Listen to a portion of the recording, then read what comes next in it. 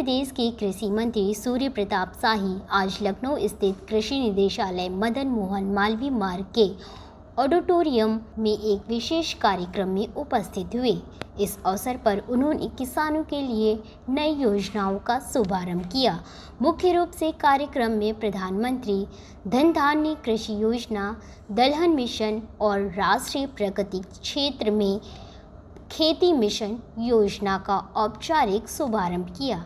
कृषि मंत्री ने इन तीनों महत्वपूर्ण योजनाओं की रूपरेखा और किसानों के हित में इनके लाभों के बारे में विस्तार से जानकारी दी। कार्यक्रम के दौरान अधिकारियों और कृषि विशेषज्ञों से भी वार्तालाप की और इस पर चर्चा की।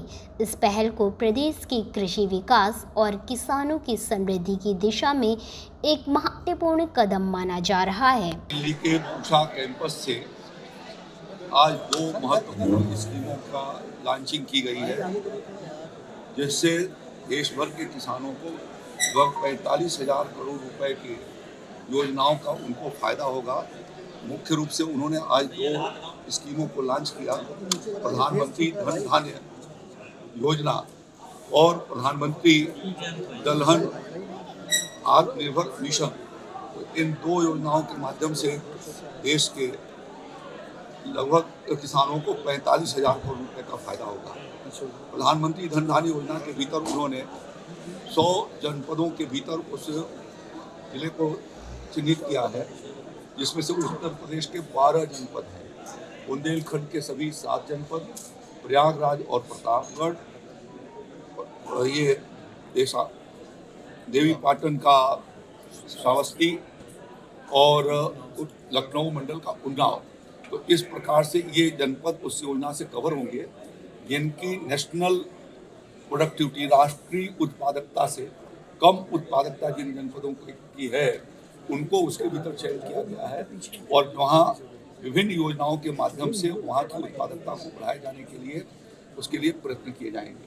इसी प्रकार से दलहन आत्मनिर्भर योजना के भीतर दलहन को फोकस किया गया है, जिससे कि आने वाले दिनों में भारत दलहन के मामले में आत्मनिर्भर हो सके, आयात उसका बंद हो और निर्यात हम कर सके। उसके लिए किसानों को सक्षम किए जाने के लिए उन्नतशील बीज, उनके तौर तरीके, उनके लिए कृषि यंत्र और साथ साथ में उनकी खरीदारी की व्यवस्था कि दलहन जितना पैदा करेंगे। भारत सरकार ने कहा कि आदरणीय प्रधानमंत्री जी ने आश्वस्त किया कि जितने किसान दलहन पैदा करेंगे उनके दलहन भी यदि वो बेचना चाहेंगे तो एमएसपी पर घोषित किए जाएंगे, एमएसपी पर खरीद लिए जाएंगे।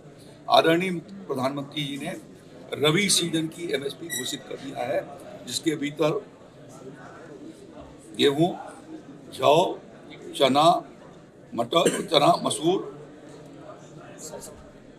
और सरसों, इन फसलों की एमएसपी घोषित हो चुकी है और किसानों को इस बात का अवसर है कि जिसमें ज़्यादा उनको फायदा हो वो उसको लगाएं और ख़ास तौर पर दलहन और तिलहन में आत्मनिर्भर बनाए जाने के लिए देश को वो उसमें आगे आएँ।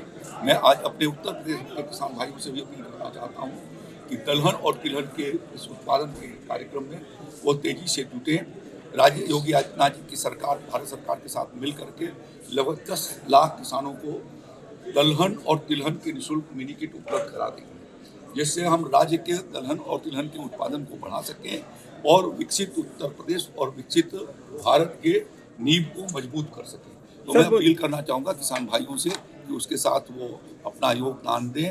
आदरणीय प्रधानमंत्री जी ने और विभिन्न प्रकार की योजनाओं के बारे में रखा है कि किस प्रकार से उन्होंने पहले की तुलना में 5-6 गुना से ज़्यादा उन्होंने बजट बढ़ा दिया है कृषि क्षेत्र के लिए।